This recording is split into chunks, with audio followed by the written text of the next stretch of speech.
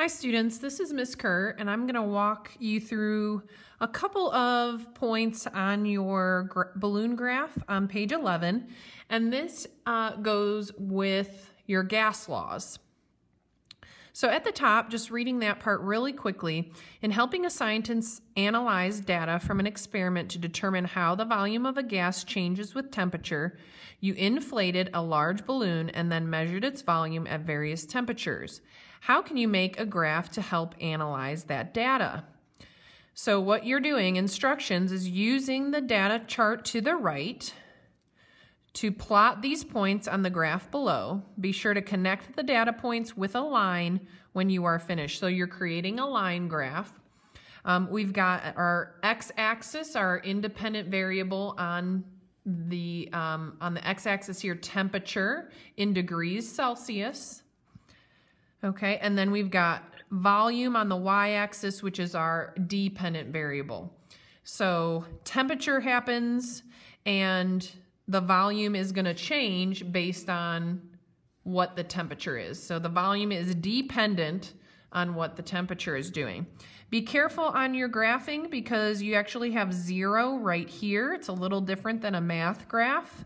And so you have negative numbers here, positive numbers here, and then we have some decimals raising on the y-axis. So I'm just going to plot some of these points here.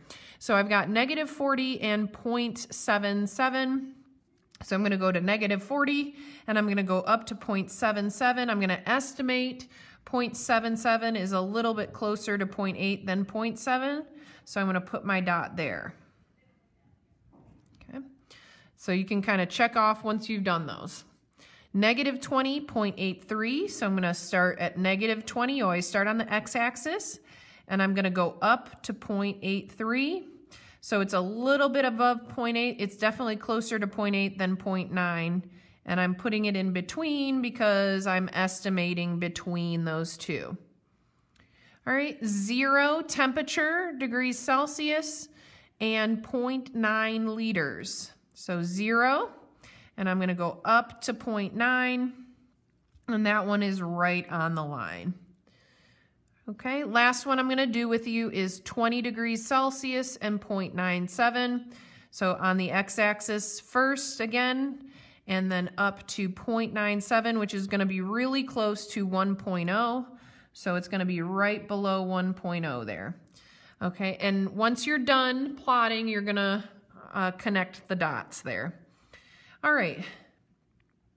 For the analysis questions, just make sure you're reading, correctly.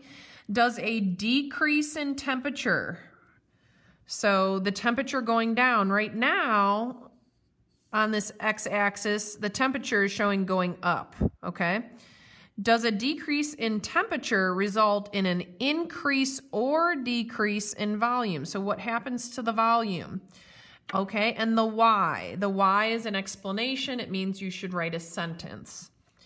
Then you're going to predict the volume at negative 60, so here, and 240. All right, so what will they be at these two different temperatures? So you should have two different answers. Number 3, based on the graph, it seems an error has been made when recording one of the pieces of data. Which measurement seems to be incorrect? What do you predict it should be? Use a pen or marker to draw in your prediction on the graph. So you might use a different color pen or marker to show that it's called an outlier in math. So where is the outlier? The point that really doesn't make much sense with all the other points. So you should have a weird dot that doesn't kind of go in the same path as all these other dots. And then what change in volume of a balloon is observed between 0 and 60? So on the x-axis, you're looking between 0 and 60, and you're deciding what change in volume. So at 0, we're at 0.9, right? And at 60, you're going to figure out where that is, and you're going to, we're doing the change, which is the difference. Difference is subtraction. So you're going to figure out the difference of the two volumes, okay? Difference is subtracting. All right, go ahead and finish plotting your points and then go back and answer these questions.